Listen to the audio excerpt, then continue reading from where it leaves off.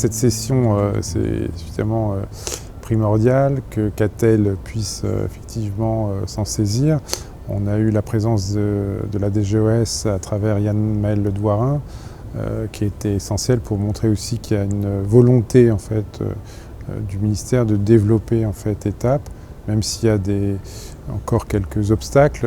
Nous, pour notre part, Biotronic, on est un acteur très important puisque dans le suivi des prothèses cardiaques implantables, à l'intérieur du programme ETAP, c'est l'essentiel, ce sont du télésuivi de prothèses cardiaques implantables. Et nous, on en a une bonne partie, donc effectivement, on accompagne le projet. Et donc cette session, effectivement, je pense, a dû répondre à des questions que pouvait se poser le public présent.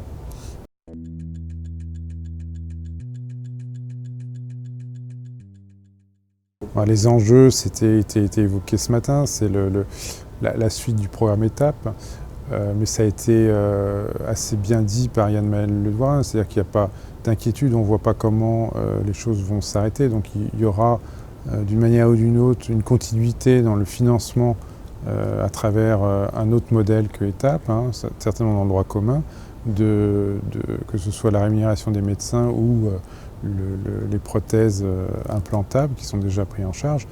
Il n'y aura pas d'arrêt parce que maintenant ça fait partie du quotidien des médecins.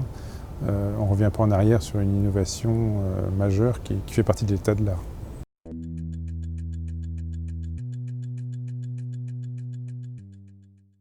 La confiance, oui, elle est primordiale. On le voit bien dans les problèmes qu'il peut y avoir dans l'actualité qu'on voit. La politique et la confiance est toujours difficile. Là, il y a des bases qui sont solides.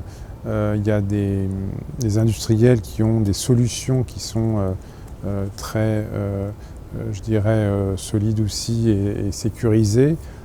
Donc la confiance, elle appartient à chacun de la partager, mais je crois qu'elle est, oui, que ce soit le gouvernement, l'État et puis les industriels qui proposent des solutions, tout est en tout cas en ordre pour créer ce climat de confiance et continuer sereinement.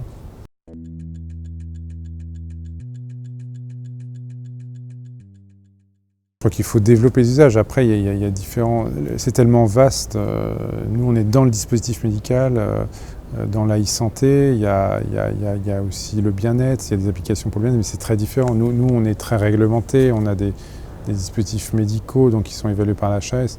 Mais la porte, je dirais, est ouverte pour une multitude d'usages. Faut-il encore qu'ils répondent à un besoin réel des patients?